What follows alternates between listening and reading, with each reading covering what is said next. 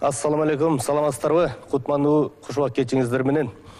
Кудайдын бир күнү бар, миң күнгө өргестемекчи. Мына Кудайдын улуу күнүндө кайрадан сиздер менен көрүшүп атканыбызга Алла Таалага шүгүрчүлүк айтуу менен бирге мына бүгүнкү Борончу шоу берүүсүнүн негиздөөчүсү Куудул биздин агайыбыз Борончу Кудайбергеновду кыргыздын татынакай айымдары Малика Эльвиранын коштоосунда тосуп алалы.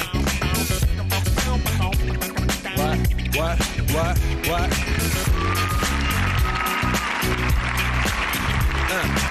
On your mark, ready, set, let's go. Dance floor pro, I know, you know, I feel psycho when my new joint hit. Just can't sit, gotta get jiggy with it. That's it, and honey, come ride.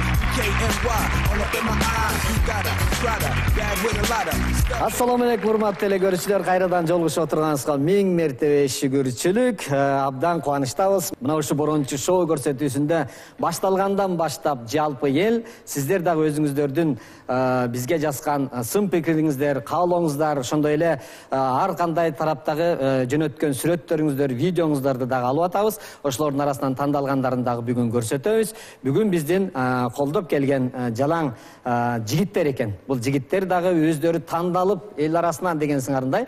Эл арасынан да тандалып келген сулуу жигиттер экен. Силер эшиткенсиңер керек, а? Албетте биз эшитип келдик. Кыргызстандын эң красавчик жигиттери чогултуп. Эми силер сулуу болуп турсаңар, албетте силердин аркаңардан да ушундай сулуу жигиттер болуш керек. Мен дагы армиядан келгенде ушул жигиттердей сулуу болчумун. Мен өзүм көчөгө чыккандан коркчумун. Себеби дегенде мен буруштан жарк этип чыга калганда кыздар көрүп эстери болуп талп этип кулап калат. Мына ошондой жигиттер экен. Жакында суук болгондо аябай чыдабай, азыр болсо жылуу болуп калды. Жакында суукта 3 күн суук болуп калса чыдабай кыйналып кеттиңер. Мен мактанбай эле коеюн, биздин нарындыктар 3 күн эмес 3 ай суук болот ошондой. Жакында эле жердештериме телефон чалып, кандай суук болуп атабы силерде десем айтат, эми кичине жакшы болуп калды, баягы 45 градус болот деп эле, азыр бир 25 болуп өзүнө келип калды деди да. Демек 25 градус бул биз үчүн жөнөкөй эле экен. Мына суук болгондон баштап мен этажда жашагандарга дайыр жол айтып коеюн. Жерде үйдө жашаган бизге окшогондорго күлбөңүлө. Себеби өзүңүздөр кече көрдүңүздөр, суук болуп калганда баарыңар көчүп биздикине келдиңер. Жер үйдүн жылуу экенин, жакшы экенин, кенен экенин билип калышты. Ал эми маршрутка түшкөндө, тыгылып түшкөндө жаман көрүшөт го, бирок кече суукта ошол аябай тыгылышып түшкөн, аябай жакты да баарыначы. Көрүп түшүшөсө экен депчи. Россиядан дагы бул жака телефон чалып атышат. Кыргызстанда суук болуп атабы деп бирөөсүнө бирөө телефон чалса, бирөөсү айтат дейт. Бир 10 градус болуп атат. Десе Россиядагы досу таң калып, кандай 10 градус? 30 градус деп атпады беле? Десе берки айтат дейт. Эшикте 30 градус деп коет. Ансыгарындай үйдүн ичинде мына ошондой суук болду деп кыйналбаңыздар. Ал үчүн бир сыйра мен мурда тамаша айтканда дагы нарындыктан эмнеге эле силер костюмду шынданып жүрөсүңөр деп күлүп калчу элеңер. Кечеги 3 күндүк суукта шаардыктар пальтону шынданып калышты. Эми буюрса кайрадан жылуу болуп калды. Эми биздин дегеле көрсөтүүбүз өзү дайыма мына ошондой жылуулукту, жакшы маанайды тартуулап турат. Себеби дегенде мына биздин көрсөтүүдө мындай Малика менен Эльвирадай болгон сулуу кыздар ошондой эле колдоп келген мындай дагы азамат жигиттер бүгүн келди. Кош келипсиздер. Өзүңүздөр күбө болуп аткан чыгарсыздар. Мен жана дагы айтып кеттим. Дагы бир сыр айтам, бир туугандар, жөнөтүп аткан видеоңуздарга, сүрөтүңүздөргө рахмат. Эми ошолордун арасынан тандалып алынгандарын азыр экрандан көрүңүздөр. Айылда мүмкүн болсо ушундай плазменный телевизор кылгысы, жалпак телевизорлор чыгып атат го. Ошо жалпак кылгысы келиптир да, болбосо аркасы башкача эле өзүндөй. Чоң компьютерге окшоп турат да. Мына ошондой жөнөткөн экен жигит азамат. Мынакей. Селфи. Таяк узунураак болсо андан дагы жакшы болот экен. Мынакей жигиттер мына ошондой сүрөттөрдү жөнөттүр. Биздин учурда эми мындай таякта жок болчу, мындай селфи дагы жок болчу. Биздин учурда сүрөткө түшкөндө район боюнча эле бир эле сүрөтчү болчу. Ошону күтүп турат элек. Ошол келип таякка байлайбы, эмнеге байласа да биз сүрөткө тартып кетет эле. Бул жигит болсо мен билип турам, бул 31-inde жаңы жылды тосуп, анан эртеси күнү 1-январдагы учур болсо керек.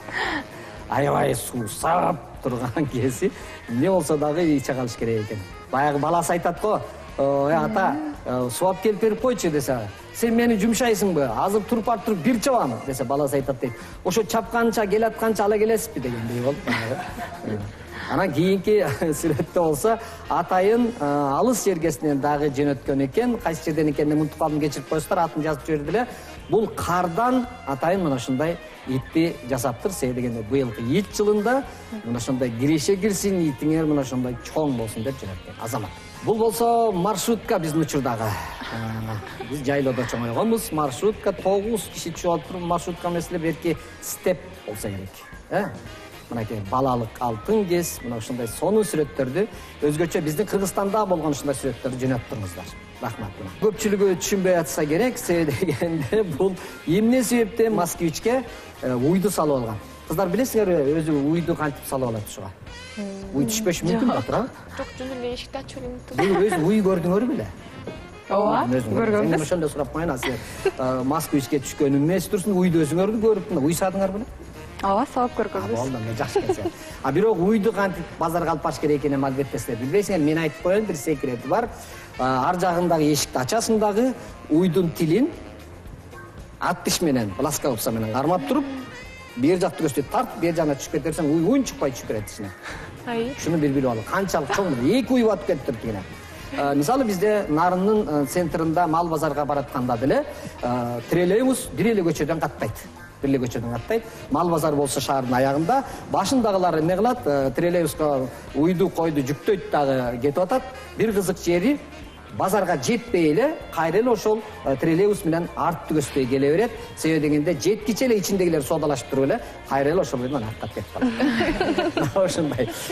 Келиңиздер эми дагы ушундай сүрөттөрдөн болсо жөнөтүп туруңуздар. Себеби дегенде бирок тарткан сүрөтүңүздөр мындай сапаттуу болсун. Анткени сапаттуу болбосо биз чыгара албай калабыз. Келиңиздер анда баштадык. Кандай дейсиздер жигиттер?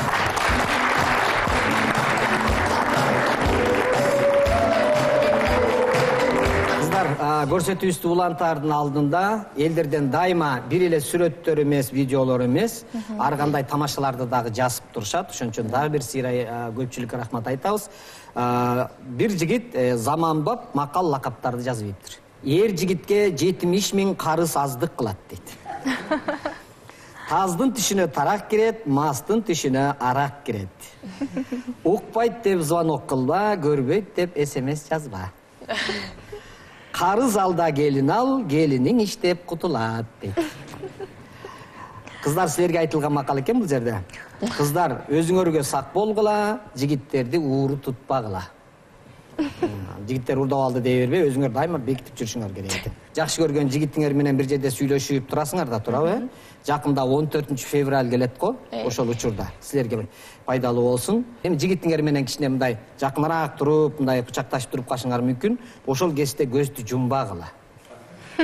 Кокус чөнтөңөрдөн бирдеке жоголуп кетсе, кайра эле жигиттерден көрбөгүлө. Ушуну жөнөткөн элдерге бир кол чаап коесуздар, рахмат. Эми кыздар, көпчүлүгү биздин көрсөтүүбүз башталгандан баштап ойлоп атса керек, бул кыздар бүгүн дагы конок болобу деп. Өткөндө конок болгонсуздар да. Мен көпчүлүккө тааныштырып коерем. Бул кыздар мындан кийин конок болбойт, келген конокторду тосуп, биздин Борончу шоу көрсөтүүсүндө өздөрүнүн атайын даярдап келген ушул репортаждары менен көпчүлүккө тартуулайбыз. Кандайсыңар аны? Жакшы, сонун. Абдан жакшы. Настроение жакшыбы? Сонун. Көйнөктөр кычырайшын.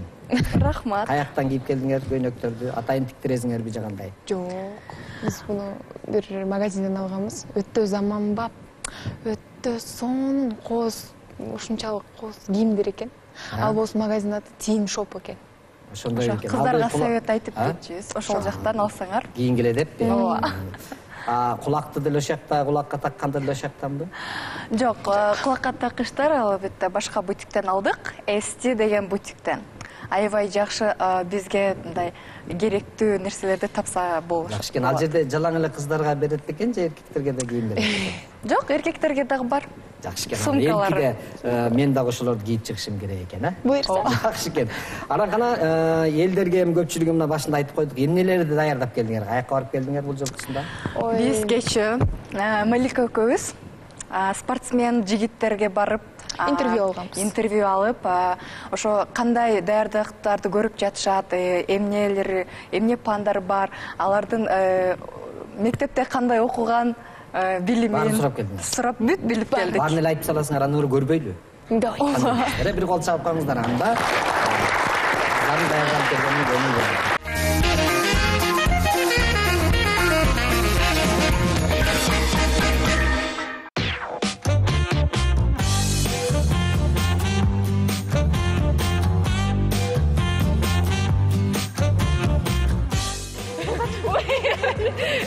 Ой, тургула. Жүрүңүз байке, жүрүңүз. Бүгүн спорт ортосунда болдук. Баскетбол, волейбол ойногон байкелерди көрүп, азыр ошо боюңуздарды кандай өстүрүш үчүн биз советтерди сурап кетебиз. Өзүм мындай карликтей болуп сезип калдым, көрөкчү. Ой, аябай, Өзүмбекен прям монтип карап калдым. Советтерди сурайлы, биз дагы союз жеп жүрбөсөм кетпейт.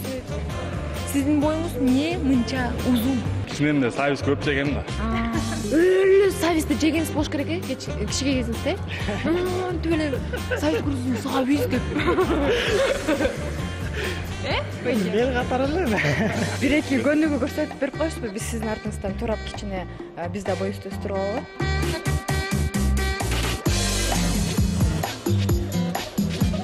Бул байке 2 метр секирет экен өйдө. Биз мындай кыла албайбыз, к сожалению.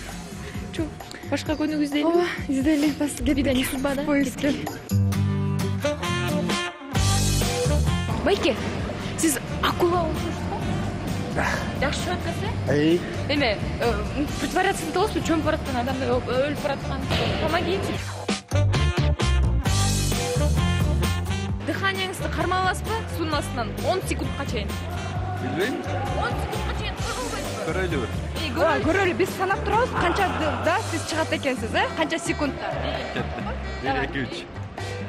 1, 2, 3, 4, 5, 6, 7, 8, 9, 10, 11. 4 эле секундда турдуңуз. 10го чейин сошподук белек. Кайра кирбейсизби? Сизге штраф 15 секунд киресиз. 4 эле секунд болуп калды байке. 15 секунд штраф киресиз дагы. 1, 2, 3. 1, 2, 3, 4, 5, 6, 7, 8, 9, 10, 11, 12. 2 байке. Тура эмес болду дагы. Келиңиздер эми мындан кийин дагы Малика менен Элвиранын көптөгөн баардык ар кайсы жакка барган саякаттап келген мына ушундай суроолоруна күбө болосуздар. Азыр болсо коногубузду чакыра турган учур келип калды.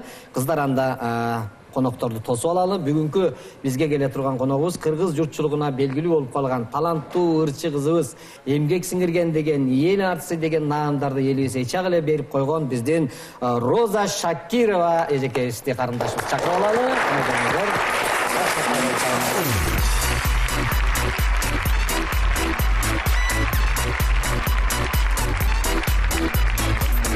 Кандай ана настроение жакшыбы? Жакшы, Кудайга шүгүр. Эми сууктан бир сыйра чыгып алып дегендей, бир аз. Суукту быйыл мен ушул аябай сездим. Быйыл? Быйыл. Себеби үйдө жылуулук жок. Свет өчүп калды. Свет да өчүп калды. Жылуулук жок. Айылга эле кетип калсаң болмок экен. Ошо айылга кетип калайын десем, тоюм бар болчу, 2 той. Ошо той үчүн калгам. Айылга кетип калайын десем, уякта болот атпайбы дейсиң? Узакта. Айылга барыш үчүн 5000 сом кетет да. Экөөбүздүн тиги ойногон кинодогуларды көрүп алып, көпчүлүгү сурап атат. Мен өзү дайыма кинодогу тиги биздин тиги Алина Жетигенова, анан өзүң, менин тиги аялым болуп ойнободуңар беле? Ооба. Ошентип аялдарым көбөйүп атат. Анан ошондо бирөөлөр сурап атпайбы? Роза эме баткенче сүйлөп атат го. Атайын эле сүйлөдүбү деп атпайбы? Жок, өзү ошол жакка болуп атпайбы, ошол жактан сүйлөп атат. Ошол жактан болгон үчүн ошону тандап алдык дедиңизби? Оор аны ал жактын тилин сурап эмне эле сүйлөп кыйналбай эле өзү эле сүйлөп берет депчи. Ансарындай баткендин тилинен кичине бир-эки ооз сөз айтып койбойлу, көпчүлүгү түшүнбөй эле переводчик катары сурай беребиз го бири-бирибизден. Саламатсыздарбы? Кандайсыздар, мырзалар? Эми ушуну айдеркенче которойн да. Кандай келип алдыңар? Үйдөгүлөрүңөр тынчпы? Аман эсен жүрөсүңөрбү? Мен бу жасан алгансыңар. Жок. Сен аябай аз көпкө чейин сүйлөп сурап атсаң булар түшүнгөн жок да. Унчукпай угуп отурду. Биз ар бир сөздү кыскартып сүйлөйбүз. Ар бир жердин өзүнүн тили бар го, эми жана эмне деп айтчу эле? Тил боюнча. Диалектикасы. Ошондой биздики мисалы үчүн мен андан намыстанбайм. Үйгө барганда 180 градуска тилим бурулат. Айбай, кактайын, не кечиктең депчи. Оо менен. Ооба, ырдап сүйлөйбүз. Бизде тажиктер көчөбүздө жалаң тажик, 2 өзбек, анан 2 кыргыз, 3 кыргыз ушундай да. Анан көчөгө чыксак эле баары зынтымактап ким шараба мардаги деп сүйлөйт да тажиктерчи. Анан биз дагы ошолордун эмесине кетип турбуз да. Кой, ай ондой болбойт депчи. Кошуна баары диалекти аралашып кеткен да. Мен бир жолу киного тартып жүргөндө бир кызык бир окуя айтып аттың эле го. Буяктагы бир орусча сүйлөгөн подружкаң менен жолугуп калып бирдеке айтып бергенди түшүнбөй койгончу. Бир кыз келип, шаардан бир бизде киргиз деп коет го. Кыргызча билбеген кыргыз менен подружка, курбу кыз болуп экөө жакшы жүрүп калат. Анан Дордойго барат, жана айылдан келген кыз Дордойго барып, подружкасын чалат. Ларис, ты где десе? Айгуля, я на Артасайском рынке. А ты где десе? Я на Дардая деп турду. Ортосайда Артасай десе эле, орусча болот экен деп, на Дардая деп салып турду. Орусча айтып атканда экен да. Да, мен деп эле койт, мен деле жакшы түшүнбөйм. Боло берет депчи. Кошулуп койдум десек. Балам кээде отуруп, мам, мону окуп берчи дейт да. Эмени? Жомок, орусча жомок. Окуп, точка өтүрүнө карап, эми баламан уялам да. Эчтеке билбеткенде өзүн деп окуп атып, неведомых деген сөздү неведомых деп окуп турмун да. Апа, ударенияны туура эмес койдуң дейт. Балам, мага окутпай эле койчу, мен уже көздөрүмдө көрбөй жатат деп кутулдум да. Шылтоолопчу. Эми азыр биздин учурда андай нерсе болгон эмес да. Азыркы балдар эми аябай заманбап болуп чоңоюп атпайбы? Баарын тууралап турат го. Анан орусчаны аябай кыйын билгенсиз, орусча сүйлөй беребиз го. Ошондой. Биздин ырчыларыбыз да ошондой го, бир жерге конокко барып калса орусча сүйлөпчү. Ооба, мындай. Жок, мен мисалы үчүн сүйлөбөйм, болушунча эле айтып коем. Болгон өзү аз эле да. Анан астын баарын 1 секундта сүйлөп салгым келбейт да. Башында кыргызчаны урдуруп туруп, анан кийинчерээк "дано" деп коем. "Дано" деп. Калган өздөрү таап алат. Бар подружкаларым, курбу кыздарым бар мындай. Эми кеп билет, баары эле түшүнөт да. Билген оңой сөздөрдү айтып коюп, анан суроо берет го. Жооп берип эле көр да. Мен деле мен мисалы билем да, чогуу эле канча жылдан бери чогуу иштеп келип атпайсызбы? Алардын деле канчалык орусча билерин деле билем. Анан отурган жерден ошо орусча сүйлөй беришет го. Ошону айтып атам да, мындай сен өзүң ошондойлорго ыңгайсыз болбойсуңбу мындай? Жок, ыңгайсыз болбойм. Орусча сүйлөсөм мен даже орус мугалимдерге деле кыргызча сүйлөй берем. Мен жаңы келгенде консерваторияга келдим. Раматылык Марлен Болоталич Темирбеков, мен Баткенден келдим да. Кызым, бир айда Наталья Алексеевна сага жакшынакай орусча үйрөтүп коет деди да. Бир айда Наталья Алексеевна кыргызча сүйлөп калды, ооба депчи. Мен орусча билбей эле. Ал сүйлөп калды. Кайра кыргызча үйрөтүп. Ойноп берейинби, ырдайсыңбы, көңүлүң ачылдыбы депчи. Бир айда мен ага кыргызча сүйлөй берип, Наталья Алексеевна деген эле орусча айтып калган бит кыргызча да. Сен жана бизде мугалим орус тилден берген мугалим бизде деле ошондой болчу. Эшиктен кирет эле "Здравствуйте" дейт эле, калган кыргызча өтөт, кетип атканда "До свидания" деп коет эле, болду. Биздин башкы демөөрчүбүз Тексан деген ушул алдыбызда турган мындай болгон кол, жакшынакай мындай бир жалпы электрдик жагдайды түзүп берип аткан Кыргызстанга. Тексан деген ошол биздин жалпы биздин башкы демөөрчүбүздүн жардамасын көрүп коелу.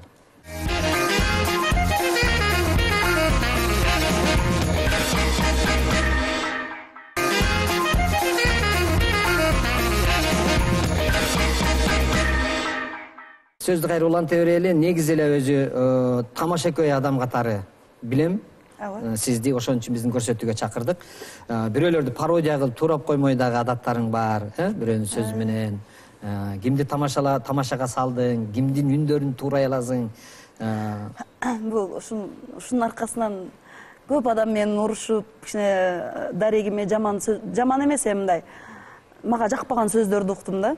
Ошон үчүн мындай көптөн бери токтотуп койгом тураганымды. Бирок жана көнгөн адат өлгөндө калат деп кээ бир жерге барганда койчу эжи баары укпайт деп турап коем. Азыр болбойт. Азыр эми эфирден көрүп да ай дагы мени турап чыктыңбы деп. Гүлнур эже таарынып калат экен да. Просто мен таарынбайт эле болчу башында, жакшы өзү эми ким жаман көргөн адам турабайт да. Жакшы көргөн адам турайт.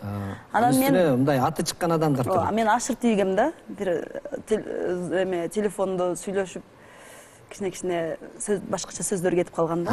Эргүү пайда болуп кеткен турат. Анан ошо боюнча токтолуп калды. Ал талантты жаптым. Сен чыга турган эмескенсиң. Анда биздин дагы кичинекей рубрика бар. Эл арасынан дагы таланттуулардын тамашаларына көңүл бурайлы. Гаишник бир машинаны тозот экен да. Жолдо келип тозуп анан кийин ай, аптечкаңыз барбы? Бар. Машинанын документи барбы? Бар. Налогун төлөдүңүз беле? Төлөдүм. Десе шылтоо таппай нары басат, бери басат. Ойлонуп, майнтфон иштейби? Иштейт. Койчу гана майнтфон десе. Койсо, нары басып, бери басып, бийлеп атат дейт. Кыстарбайсың деп коет дейт. Бир жол бул болгон окуя. Шашып-бушуп филармонияда концерт болуп калды. Шарт этип таксиге отуруп калсам эле айтып калдым, "Эй, концерт башталды, досум, менин номурум жетип калыптыр, мен тезирээк жетишим керек" десем эле, урубай деп келди да, шу өтүп нары өтүп, бери өтүп. Бүткө дейин эле жүрөгүм түшпөй, досум, концертин койдум. Аман эсерээк жетейинчи десем, "Я байке, канчага чыктыңыз?" дейт. "Мен 50ге чыгып калдым, досум" десем. "Я байке, тиги дүйнөгө караган, берки дүйнөгө караган наркы дүйнө сизге жакын турбайбы" десе болобу? Эми эки зубочистка маршрутка күтүү отурушат дейт. Бирок да машиналар өтүп атат дейт, маршрутка жок дейт. Анан эки зубочистка эрип кетип, "Эми жүр база береличи, азыр келип калат го" деп басып баратышат дейт. Бирок деле жанынан ёжига өтүп кетиптир дейт. Бир зубочистка кыйкырып атат дейт, "Эй, тоспойт белең, биздин маршрутка өтүп кетти" дечи.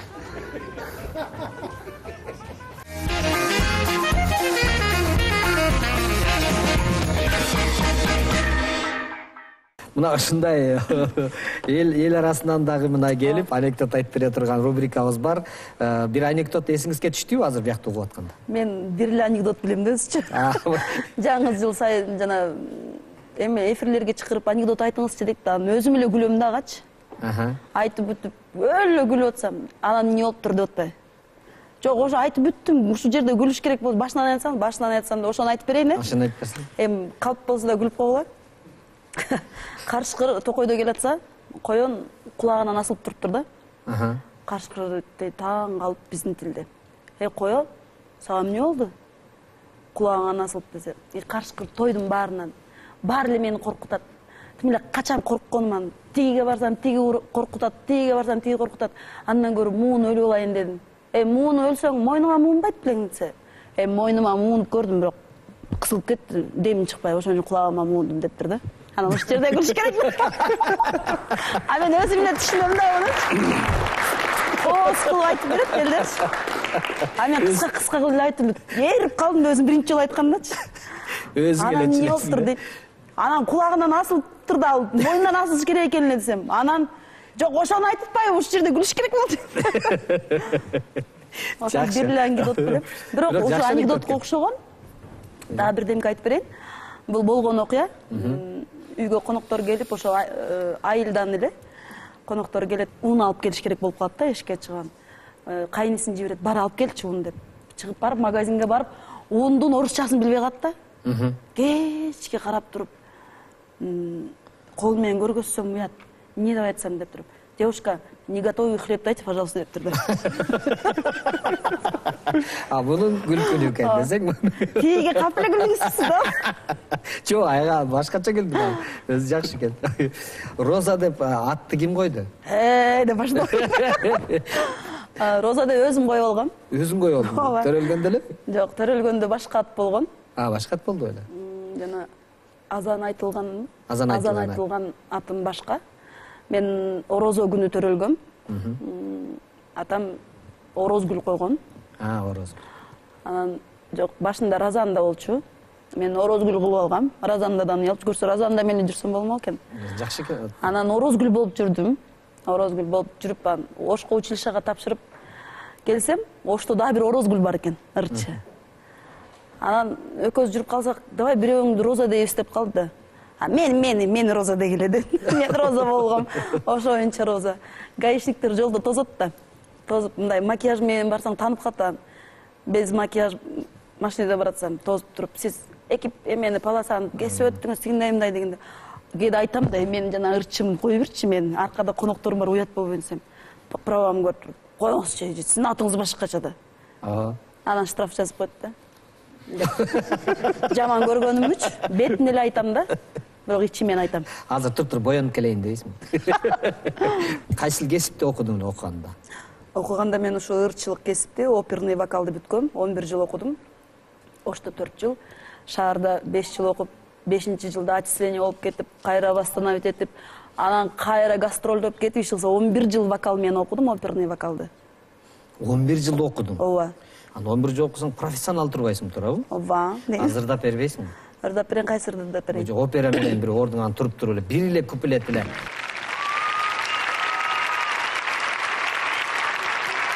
Sul mare lucica l'astro d'argento placido l'onde prospera il vento venite la geni barchetta mia Santa Lucia Santa Lucia, o dolce Napoli, o sol beato, ove sorridere volen creato, tu sei l'impero dell'armonia, Santa Lucia.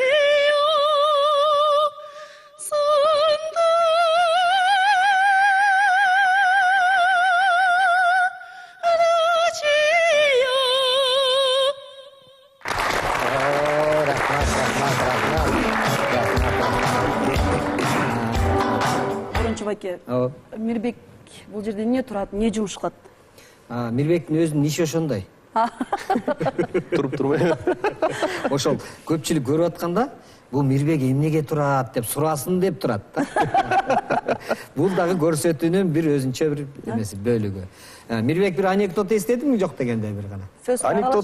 Анекдот десе эле баягы аппендиске келет эмеспи? Бир анекдот айтып коеюн мен дагы бир. Апенди бир күнү туруп алып эшегин тескери минип алып кетип баратат дейт. Аны көргөн элдер айтып турат, апенди, эшегиң тескери минип алыпсың, оңураак минбейсиңби десе, апенди айтып коет дейт. Эшегимди көчө аябай тарынтып алдым элем, бүгүн бетиң карайлбай атам деп коет дейт. Күлсөңүз да. Бирок куудул адамдарды күлдүрүш да кыйын да. Кыйын да. Азыр тиге. Булар только жаткырып туруп эле кытыкташ керек. Илгери биз кемчилик кылган болчусак, келип эле бетиске айта берчү эмес беле? Азыр ушундай заман болуп калды, телефон аркылуу эле жаза берет го. Ошондой суроолордон элден түшкөн суроолор болот экен, буларга жооп берип койсоң, анан менин сөзүмө жооп берди дейт экен да, жооп бербей койсоң тарына беришет экен. Ушуга даярсызбы, берейин? Даяр болбосоңуз бербейин. Бере бериңиз. Кыска жооп бересиз, Ооба. Деп туруп эле көп жооп бере салам. Мынакей, өзүңүз окуп, өзүңүз жооп берип коесуз. Биякта көрөрмандар, угармандар, бу жерде залда отургандар да уксун. Эмне себептен ушундай суроо берген? Эми кичээ күйөөсүн каякта иштегенин билбесем эмнеге жүрөт, дайыны жок сүйлөйт экен, я калп сүйлөйт дейт да, жинди дейт. Ким жазыптыр, ошону да кош айтып коесуз. Тони Кериммакунова дейт. Тони Кериммакунова. Мен күйөөмдүн... Бул мурда бир интервьюларыңда. Күйөөмдүн мен ушул күнгө чейин такып сурабайм. Кандай иштеп атса да мени багып атат. Тыйнап келет. Тыйнап келет үйгө. Аялзатын жакшы. Анан эч качан да жинди деп жаман сөз жазбаш керек. Ал жагын окуй деле койсоң болот. Ооба, дайыны жок сүйлөйт дейт. Көп сүйлөгөн жакшы, ичиңде букту чыгарып турган жакшы. Тони Кериммакунова Сага да кааларым ушундай көп быдылдап сүйлөп калып, жинди го дейт, бул биз жактан окшойт, бизде жинди го деген сөз бар го. Жарашпай калыптыр, анан көзүн алысыраак кылып боеп салышыптыр дейт. Мурдагы көрсөтүүлөр да болсо. Мейли жарашпаса деле, зато боенуп келдим де. Гулина Нуркасымова, ой, өзүн сулуумун дейби дейт, кишинин Жок, андайларды окпойбуз. Фигураң чупа-чупс, көзүңдүн ортосу алыс, бутуң кыска дейт, бетиң жалпак, канча макияждан кийин ырайың ушул дейт. Ооба, Аллага чексиз шүгүр. Ушундай өң бергенине Кудайга шүгүр. Эки көзүм ортосу алыс болсо дагы, фигурам чупа-чупс болсо дагы, мен өзүмдү өзүм аябай сүйөм. Мен өзүм аябай сулуумун. Сага окшогон Гулина Нуркасымова. Кудай буйрса кыз төрөп, кызың дал мендей болуп калсын. Мендей болуп калсын. Бетиң жалпак дейт. Кыргыздын баарын бети жалпак. Кыргыздар ушул мен өзгөчөлүнүп турат. Мен кыргыздын кызымын, бетим жалпак, зато жылдыздуумун, сулуумун сага караганда. Элдер жакшы тооба кылдым, 1000 жолу тооба кылдым дейт. Айлин Метисочка дейт. Сенин фамилияңа жана жазган, эмне деп коет, мону жазганыңа мен да тооба кылдым. Рахмат, бир кол чаап койгона рахмат. Мен дайыма ошо көрүүчүлөргө айтып атам. Бул кимдер бирөө оюн жаса турган болсо, эгерде сын пикир кылып, мындай кыл, тигиндей кыл деп жазбайт экенбиз, биз ушинтет экенбиз. Биз мындай жаманатты кылып айткан жакшы көрөт экенбиз. Кыргыздардын мүнөзү ошондой болот экен.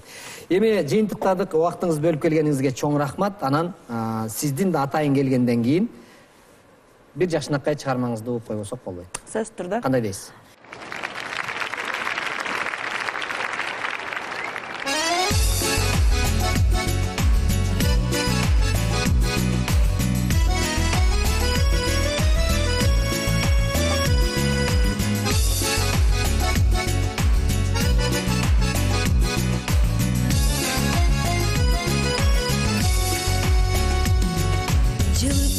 Жайга жашымды айда сагындырдың балалык кез, сен кайда мен кайда убакыт дайра кетирдиң айла, токтободуң ташкындайсың, сен кайра кана достор тулпарлар өргө чапкын кайрылба, оюн салып келелик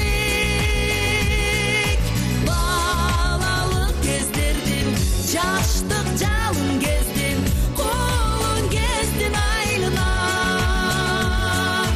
күн өтүп айга, кыш көчүп жайга, достор бүгүн жолугуштук, биз кайра ай шамал айда, ару кыялдарга, бала кезге алып барчы, сен бизди бир кайра. Кана достор тулпарлар өргө чапкын кайрылба, оюн салып келелик балалык кездердин, жаштык жалын кездин, колун кездин айлына.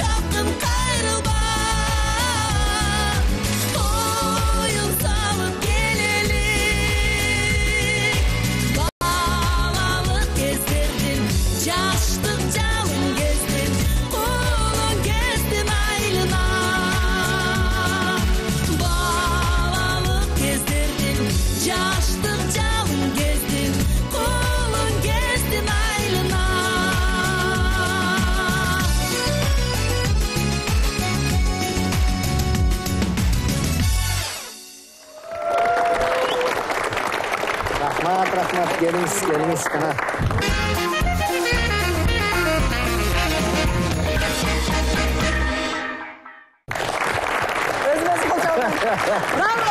Браво. Аябай жакшы ыр болду. Кайсы ырды ырдасаң деле аябай бир укулуктуу, жүрөккө жакын ырдайсың, ошон үчүн таазим кылабыз. Жанагы айткандар алар өздөрү менен кетсин. Андай сөздө болуш керек. Ошондо анан келиңиз эми. Куттуу үйдөн кур чыкпа дегендей, бизден келген ушул Бронч шоу программасынын башкы демөөрчүсү Texan деген мына ушундай фирманын атынан сизге белек тартуулап коелу. Келгиле биздин кыздарыбыз. Мира менен Марка келди. Чоң рахмат. Коебуз. Чоң рахмат. Чыгармачылыгыңызга ийгилик болсун. Конокко келип туруңуз дайыма. Сизди каттайбыз. Мирбек, өзекеңиз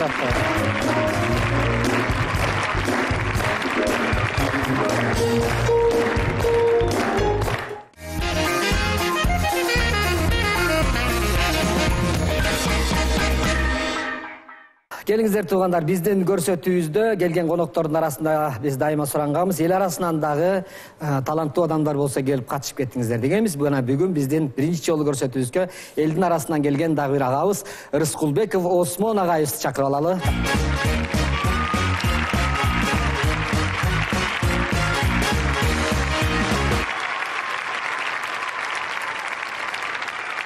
Досторуңуз айтышты бизге. Ушундай Осмон агайың бар. Тамаша көй, биз чогулган жерлерден дайыма тамаша сүйлөп, анекдоттордон көбүрөөк айтып берип калат депчи. Ансыгандай өзүңүз биринчи келген биздин көрүүчүлөргө өзүңүздү тааныштырып койсоңуз жакшы болот. Кайдан келдиңиз? Кандай иштерди кылып атасыз? Атым Осмон. Фамилиям Рыскулбеков. Таластан болом. Таластын кайерде? турам. Таластын Кара-Бурадан болом. Кара-Бурадан боласыз, Мен өзү таластыктарды аябай жакшы көрөм. Таласка барганда эркелейм. Эми бул жерде таластыктарча төл сөздү колдонбойбуз. Себеби дегенде байкабай кетип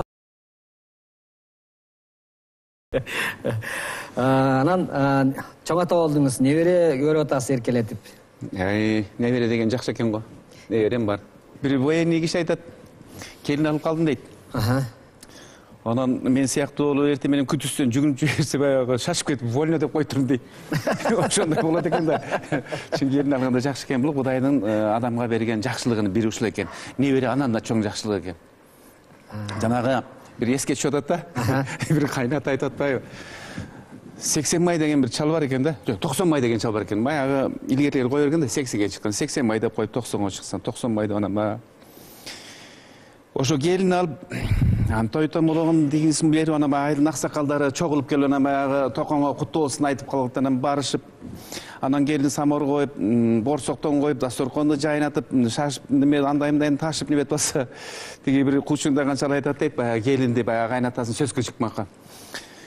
Тoko бул келин бала санаганды билеби дептир. Эми арине санаганды билсе керек, мектеп бүткөн кыз го десе. Келин бала айланып кетен 85-тен 95-ке чейин санап берсе дептир да. Анда келин санасын атын айтып турган тат. Ошондой го. Анан келин санап атат дейт. 85, 86, 87, 88, 89, атам 1, атам 2, атам 3, атам 4, атам 5 деп кутуруп кеткен дейт.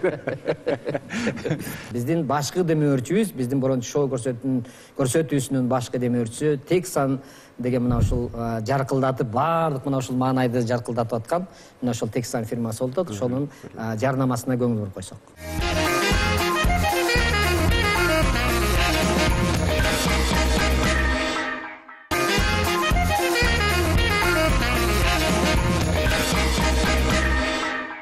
Өзүңүз кандай болот атат иштер? Азыр кандай бир ишке алаксып атасызбы? Ооба, биз эми азыр заман башка, мурдагы заман башка эле. Азыр ушундай баягы неменин техникалар улам баягы өсүп атат. Научно-технический революция күчтүү болуп аткан нерсе бүгүнкү күнүн эртең эскерип атат. Эртең күнү бүрсүгүн улам жаңыланып атат. Биз деле баягы жан баштап жатып калышты деле ойлогон жокпуз, чуркап жүрүп атабыз эл катары деле. Азыр биз ушу мен бир идея келген менде бир. Кыргыздын бир улуттук кийимдерине бир өзгөчө бир нерсени берсемби деген тилек бар эле. Анан ушу 2 жылдан бери ушу идея келип, Кыргыздын калпактарын кайыштан жасоо ушу немесин жасап атам да, разработка иштеп чыктым да. Ушу былтыртан баштап уже анча-мынча чыгарып, быйылдардан мындай өздөштүрүп атабыз. Анан кайышта болгондо ал кыштын күнү суук, жайдын күнү. Эми бул мындай болуп атат. Бул кышкы калпак жасалып атат. Ичи жанагы кадимки эле мехтен жасалып атат. Бул тумактан да, тебитинен да жылуу болуп атат. Алгандар аябай сүйүнүп атат. Досторго белек кылып берип атам дегендей. Анан баягы деми сезон деп коет, жазкы күзгү. Алар мехи жок. Бул калпактын бир өзгөчөлүгү такыр кирдибейт да, эскирбейт дагы, жыртылбайт да, жоготуп эле жүрүп бөлөк бир алып кетпесе, ошол өмүр бою кие турган калпак. Муну атап койдук, куда калпак деп койдук. Ишкерлер жөнүндө анекдотту сиз жакшы айтат. Ар бир тема жөнүндө анекдот билет деп атат го сизди. Ишкерлер жөнүндө анекдотуңуз барбы? Ишкер жөнүндө бир жигит Ош базарына келип алма саттыр да, жакын арада эле болгон окуя окшойт ушу. Анан алма сатып алса, элдин баары алма сатып атат дейт, анын алмасы эчим карабайтмыш. Улам алмадан жеп коюп бөшөгүн жыйып, анан бирактайын ичине данегин бетине данегин деп коюп коюптур да. Элдин баары алма салга, алма алгыла десе, данег алгыла, данег алгыла, данег алгыла дептир да. Анан бир экөө сурап калды, бул данек эмне кылат десе, адамдын акылын өстүрөт дептир. Канчадан? Бирөөсү 5 сомдон. Деп анан 25 сомго 5 талтыр. Анан очеред болуп калды. Данек уже шакылда өтө баштаптыр, алмалар өтпөй калды. Анан бир киши данекти жеп анан. Балам, мына алмаң канча десе, үчтүгү 5 сомдон дептир. Мен мына 5 данек алганча 5 сомго, 25 сомго 5 данек алганча бир алманы алып туруп, ичине 5 данек бекер жеп албайм. Көрдүңүз, акылыңыз өсүп калды деп коет дейт. Апендиден бирөө сурап калыптыр дейт. Апенди быйыл канчага чыктың десе, 40тамын дептир. 10 жылдан кийин бир жерде тамак ичет. Быйыл канчага келип калдың апенди десе, 40тамын деп коет дейт. Сен 10 жыл мурда эле 40тамын деп айтпадың десе, эркек деген бир сөздө туруш керек деп коет дейт. Убакытты эч ким кармап кала албайт экен. Эми келиңиз эми. Сиздин жанагы ырыңызга бир көңүл буралы, атайын келгенден кийин бир ырдап кетсеңиз. Бул досторго арналат да. Бул ырды биздин Кыргызстанга белгилүү жаш неме обончу, элге түйөсүгөнүп калган Бакыт Мамаев чыгарган. Бакыт Мамаев. Анан ошондорун ырдап коеюн. Мейлиңиз. Кимдерге? Ошондо досторго арнап ырдайсызбы же? Досторго арнап ырдайм да. Себеби улуудан, кичүүнүн, кыздардын да, эркектин баарын досторго да. Достору кандай экен ушул да билинет да. Болду, рахмат. Кана келиңиздер анда.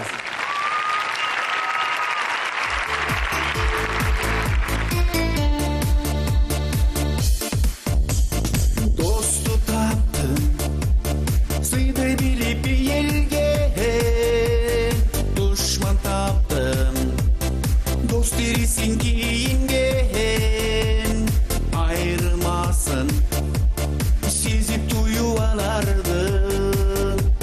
Астагы адам, айыргы адам, жасап калдым кийин мен. Жакшылыкта жандап бары көп жүрдү. Жасалмасы талай көңүл чөптүрдү. Айрымдары кыйын күндө табалап. Кемчилигим чок кой берип, кемчилигим чок кой берип өстүрдү. Досту таптым, сыйды билип элге, душман таптым, дос терисин кийинген, айырмасын сезип туюп аларды. Астагы адам, айыргы адам, жасап калдым кийин мен. Чыйыр жолу болор менин бактымдын, чын досторду ак жүрөктөн жактырдым. Ичигимде бели тар жасалма. Ит досторду кудайыма, ит досторду кудайыма тапшырдым.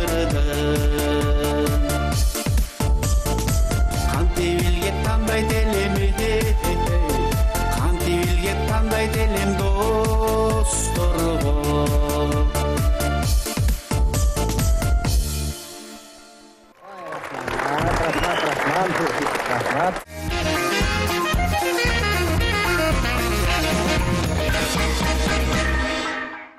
досторуңуздун мына айтуусу боюнча келип мына биздин эфирге катышып атканыңызга сизге чоң рахмат. Эми куттуу үйдөн кур чыкпа дегендей биздин көрсөтүүгө атайын мына ушул башкы демирчи болгон Тексан деген мына ушул жаркылдаткан жарыктардын бир өзүнчө бир Кыргызстанда мекени болуп атат. Мына ошол белекти тартуулап коелу. Кана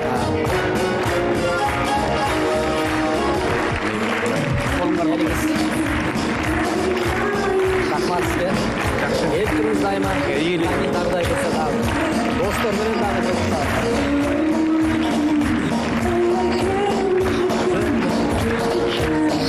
рахмат эми сиздерге. Убакыт билинбей эле өтүп кетти. Убактыбыз мына ченелүү экен. Убакытты эч качан кармай албайбыз. Убакытты пайдаланып калсак туура жагына, бири-бирибиздин маанайыбызды көтөрүп турсак, бул дагы соорчулук экен. Рахмат сиздерге. Эмки жолугушканга чейин саламатта болуңуздар. Анан дагы бир сыйра сиздерге эскертип кетейин. Менин Инстаграмдын ичине кирип, Борончу шоу деген баракчама жазылып, ошол жактан мына ушу Борончу шоудо болуп аткан жаңылыктарды угуп турсаңыздар болот. Жазылыңыздар, көрүп туруңуздар. Адаттагыдай эле жакшы тамашалуу сүрөттөрдү, видеолорду жөнөтүп туруңуздар. Сиздерге рахмат. Эмки жолугушканга чейин саламатта болуңуздар.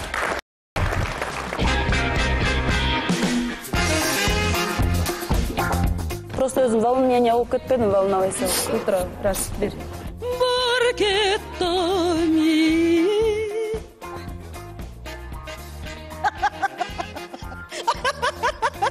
Тура элеби деген болду. Көз крышка чыксын.